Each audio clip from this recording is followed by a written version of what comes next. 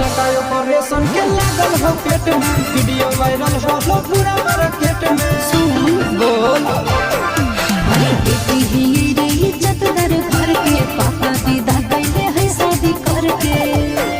अरे खेते से चली रे भगवान के कौआ, खेते से चली रे भगवान के कौआ। आगे तोर होलो बउआ, आगे सोर होलो गौआ। अरे चुप रहा। आगे तो